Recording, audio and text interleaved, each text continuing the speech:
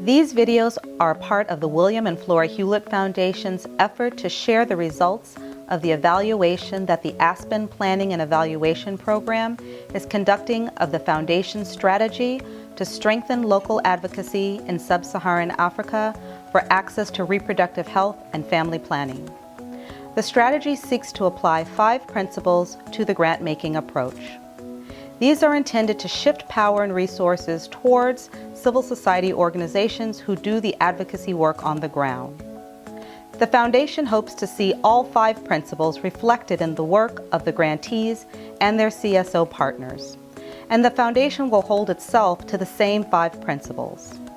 These videos discuss each principle, what the evaluation is finding, and the experiences and perspectives of 2 members of the evaluation team who have decades of experience in civil society organizations across the continent.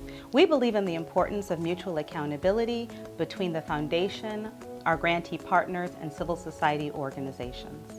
Mutual accountability is one definition of sharing and shifting power.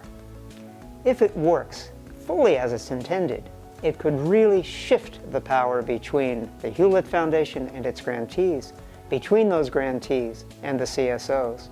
When we talked about mutual accountability with the grantees and with the CSOs, they said, can an organization that has less power ever hold the organization that has more power accountable?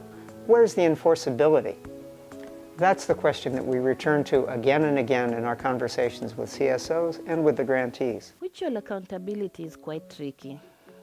It's been quite hard to explain what it means, as well as quite hard to enforce as a practice.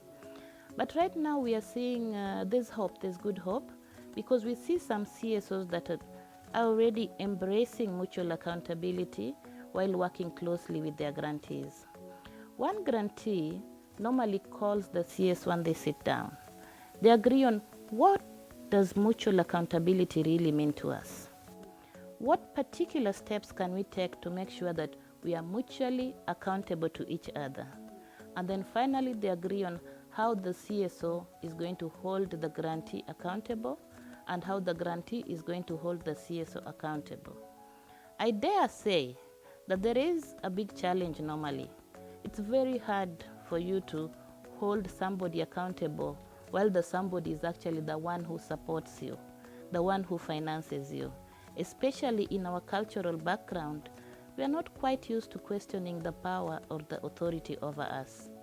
But however, we are noticing that there's gradual change. African NGOs are rising and asking the questions and holding the donors, the grantees, mutually accountable for the commitments they have made. Oh, that's amazing. I think, I'd love to see where that process go about the example that you just gave. Really, it is very difficult for an organization receiving money from a funder, any funder, to hold them accountable. To what? Most of the time, the way of accountability is one way. And it goes from the person who receives money to the person who's giving money. So the CSO, the local organization, is the one to make sure the activities happen, that the strategy is well done and well thought of, that the results are there. They're accountable to make sure that the reports and everything that is needed to show that work did happen. Most of the time it's on really the CSO and the local organization. Very little do we really have either the opportunity or the courage to challenge or to ask for accountability from a funder. We also have to be mindful that the CSOs have indicated that for them to be able to hold the grantees accountable, fully accountable, the CSOs must be able to read all the project documents. They must know what resources have been allocated to which activity at what level. But more so, the CSOs would want to be part of the table where the negotiations take place between the grantee and the donors. It would be nice to have the CSOs there so that accountability can only be propelled through the power of the CSO having full information about the particular project that they're implementing. Wow, that's also something that's still very challenging because, you know, as a local organization, as CSO, you are required to really be very transparent, to show your account, to talk about who funds you, who do you partner with to do this work, etc. But, you know, the intermediaries, you know, who actually give money to these CSOs, they don't have to show how much they receive from the donor.